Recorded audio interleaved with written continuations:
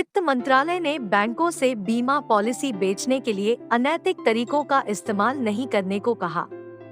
भारतीय बीमा विनियामक और विकास प्राधिकरण (IRDAI) की वार्षिक रिपोर्ट में कहा गया है कि शिकायतकर्ता के पक्ष में निपटाई गई शिकायतों की संख्या 2020 से 21 में 24% से बढ़कर 2021 से 22 में 27% हो गई है।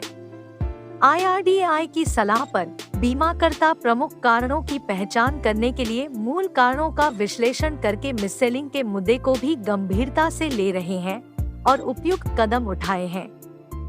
गलत बिक्री को रोकने या कम करने के लिए यह कहा।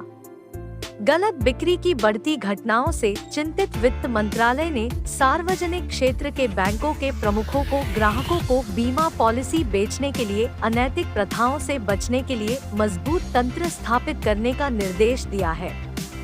वित्तीय सेवा विभाग को शिकायतें मिली हैं कि बैंकों और जीवन बीमा कंपनियों द्वारा धोखाधड़ी और अनैतिक तरीके अपनाए जाते हैं। सार्वजनिक क्षेत्र के बैंकों के अध्यक्षों और प्रबंध निदेशकों को संबोधित एक पत्र में बैंक ग्राहकों से नीतियां खरीदने के लिए कहा गया। 70 वर्ष से अधिक आयु के ग्राहकों को जीवन बीमा पॉलिसी बेची गई।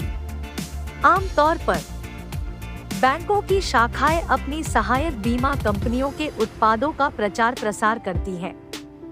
जब ग्राहक इसका विरोध करते तो शाखा अधिकारी बड़ी शिद्दत से समझाते कि उन पर ऊपर से दबाव है। जब ग्राहक किसी प्रकार का ऋण लेने या सावधि जमा खरीदने जाते हैं तो बीमा उत्पादों को आगे बढ़ाया जाता है।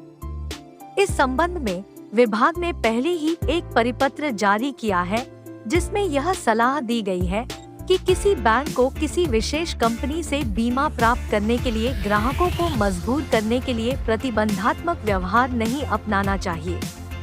यह भी बताया गया है कि केंद्रीय सतर्कता आयोग (CVC) ने आपत्ति उठाई है क्योंकि बीमा उत्पादों को बेचने के लिए प्रोत्साहन से न केवल फील्ड स्टाफ पर दबाव पड़ता है बल्कि बैंकिंग का मुख्य व्यवसाय भी प्रभावित होता है और अग्रिमों की गुणवत्ता के लालच में समझौता किया जा सकता है। कर्मचारियों के लिए कमीशन और प्रोत्साहन। इन दिशानिर्देशों को ध्यान में रखते हुए आपसे अनुरोध है कि आप अपने बैंक के संबंधित वर्टिकल को उचित निर्देश जारी करें ताकि बैंक और फ्रेंचाइजी लाइफ इंश्योरेंस कंपनी द्वारा जीवन बीमा पॉलिसी खरीदने के लिए अपनाई गई किसी भी अनुचित और अनैतिक प्रथाओं से बचने के लिए एक मजबूत तंत्र स्थापित किया जा सके। इसके अलावा पत्र में कहा गया है, यह भी सलाह दी जाती है कि बीमा व्यवसाय की सोर्सिंग करते समय यह बीमा किया जा सकता है कि बैंकों द्वारा 100% KYC अनुपालन किया जाता है।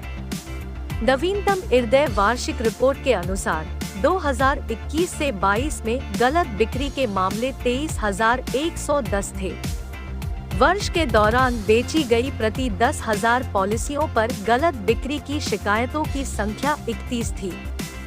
भारतीय बीमा विनियामक और विकास प्राधिकरण (IRDAI) की वार्षिक रिपोर्ट में कहा गया है कि शिकायतकर्ता के पक्ष में निपटाई गई शिकायतों की संख्या 2020 से 21 में 24% से बढ़कर 2021 से 22 में 27% हो गई है। IRDAI की सलाह पर बीमाकर्ता प्रमुख कारणों की पहचान करने के लिए मूल कारणों का विश्लेषण करके मिससेलिंग के मुद्दे को भी गंभीरता से ले रहे हैं और मिससेलिंग को रोकने या कम करने के लिए उपयुक्त कदम उठाए हैं। यह कहा। उनमें से कुछ उत्पाद की उपयुक्तता का पता लगाने, चैनल की भेद्यता के आधार पर इसे ट्यून करने वाले विभिन्न चैनलों पर नियंत्रण रखने और गलत बिक्री की शिकायतों से निपटने की रणनीति बनाने के लिए है। वित्त मंत्रालय ने PSU बैंकों से जीवन बीमा उत्पाद बेचने के लिए दबाव नहीं डालने को कहा।